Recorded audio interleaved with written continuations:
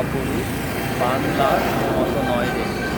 শব্দকার নুরুল আলমের এই গানের মতোই যে ছবির বাংলাদেশ, মাঠের সোনালি ধান, ফসলের আহ্বান, ঘরে ঘরে শিশুদের কলতান।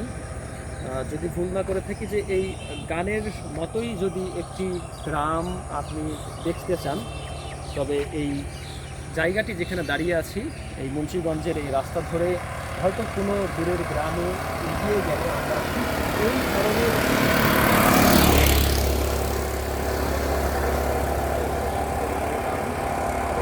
শুরুটাই তো হচ্ছে যে উন্নয়ন ধরে যত দেখি তারে আরও দেখি মনে হয়, আর কোনো রূপ চির অপরূপ বাংলার মতো নয় রে।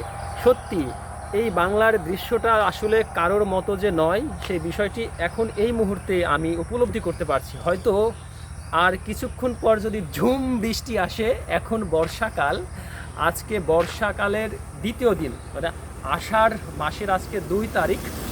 তো বলা যায় যে গতকালকে ওইভাবে বৃষ্টির দেখা মেলেনি ঢাকার আশেপাশে।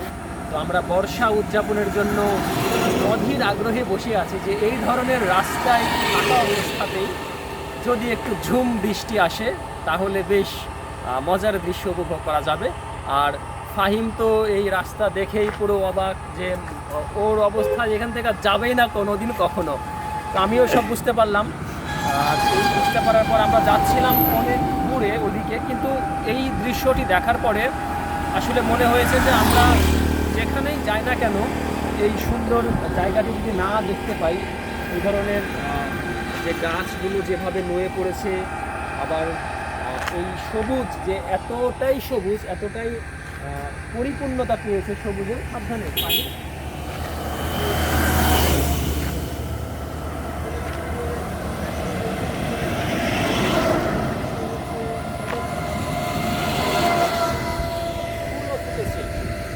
কদম ফুল ফুটলে কি হবে, বৃষ্টি যেহেতু আসেনি তাই কদম গাছের সৌন্দর্য কিন্তু এভাবে ফুটে ওঠেনি।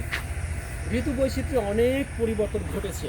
যেমন কিছুদিন আগে আমি রাজশাহীতে গিয়েছিলাম, সরকারি যে ক্যালেন্ডার, সেই ক্যালেন্ডার অনুযায়ী হিমসাগর আম পাকার কথা ছিল জুন মাসের মে মাসের 30 তারিখ থেকে, অথচ জুন মাসের শুরুর দিকে 2-3 তারিখের পর থেকে আম গাছ থেকে নামানো শুরু হয়েছে। তার মানে এটা বোঝাই যাচ্ছে যে যে পরিবর্তন ঘটেছে, আবহাওয়ার যে জলবায়ুর পরিবর্তনের ফলে আমাদের যে ঋতু, 6টি ঋতু, এই 6টি ঋতুর আমরা বৈচিত্র্য অনেকটাই কিন্তু বিরূপ পরিবর্তন দেখতে পাচ্ছি।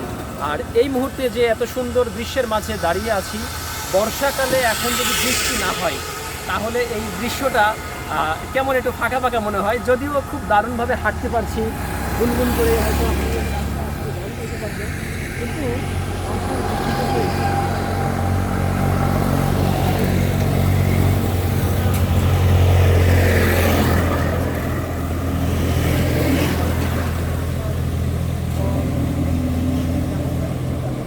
আর দেখুন না,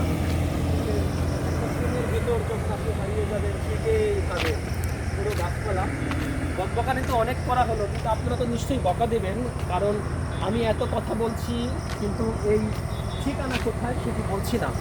মূলত সিরাজদি খান উপজেলায় যাচ্ছিলাম, মূলত সিরাজদি খান মুন্সিগঞ্জের সিরাজদি খানের মধ্যেই পড়েছে এবং উপজেলা সদরে আমরা যাচ্ছিলাম।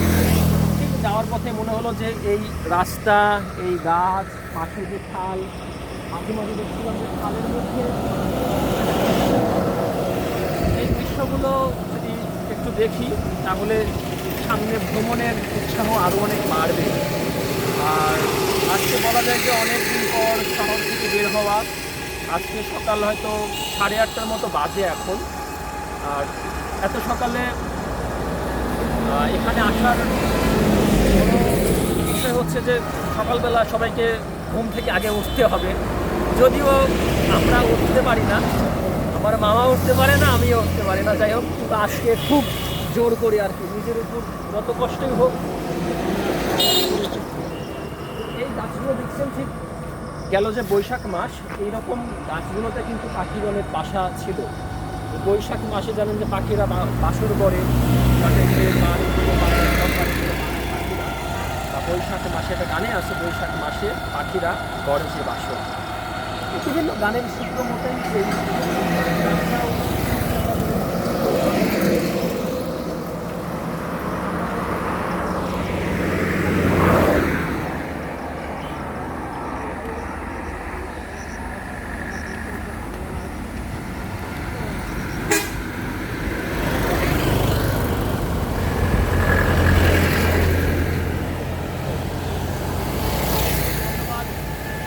এতক্ষণ আপনাদের সাথে গল্প করছিলাম এবং আমার পেছনে মামা ফাহিম খুব মজা করে ক্যামেরা ধরছিল।